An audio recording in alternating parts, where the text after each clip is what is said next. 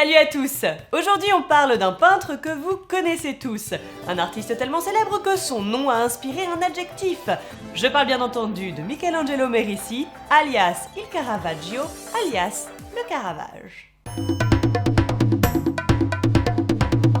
Le Caravage n'était pas du genre à faire comme tout le monde. Très tôt, il développe un style personnel en réaction aux conventions du maniérisme qui règnent alors. À l'époque où tout le monde reste béat devant les œuvres de Raphaël et de Michel-Ange, il prône une approche qui peut choquer. Il veut une peinture naturelle, au point d'être parfois empreinte de crudité. C'est ainsi qu'il renouvelle des thèmes profanes alors passés de mode. Et pour info, une peinture profane, c'est simplement une toile dont le thème n'est pas religieux. Portrait, nature morte, paysage, peinture d'histoire ou mythologique, si ça ne touche pas au sacré, c'est du profane. Et un des thèmes profanes de prédilection du Caravage, c'est le dieu Bacchus, qui lui permet de représenter des produits naturels et des objets du quotidien. Du coup, peu importe le sujet, il traite tout avec naturel, sans établir d'échelle de valeur. Et ce même pour les thèmes religieux, justement. Les ambiances chez le Caravage sont souvent familières et chaudes. Cela tient à sa maîtrise extraordinaire de la palette des bruns, mais aussi à son utilisation de la lumière.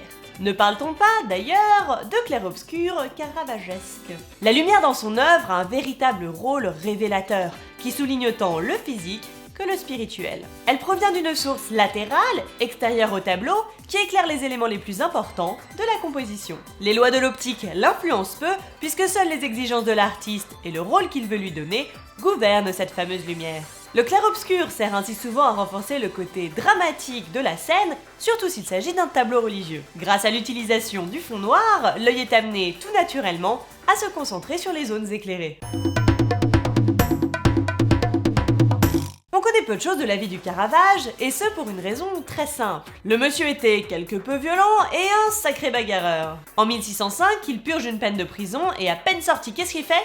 Il blesse un type. Du coup, il passe un peu son temps à fuir et ne se pose jamais vraiment nulle part. Contrairement à beaucoup de peintres de son époque, il ne forme donc aucun élève et ne dispense pas d'enseignement. Pourtant, il aura une influence cruciale sur plusieurs générations d'artistes juste après lui. Alors que bon nombre d'artistes européens convergent vers Rome pour y faire leur éducation picturale, ils découvrent l'étoile du Caravage et la force dramatique de ses lumières et de ses ombres. Ils apprennent ainsi que dans les tavernes et les rues, on peut trouver non seulement des modèles, mais aussi des sujets de tableau. Car le Caravage n'avait pas vraiment le choix, lui qui était sans cesse en fuite. Il s'inspirait de ce qu'il croisait.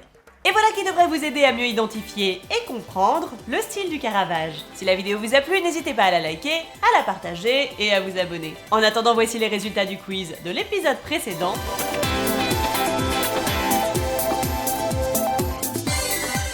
C'est l'heure du quiz sur le Caravage. Essayez d'identifier laquelle de ces toiles il a peinte.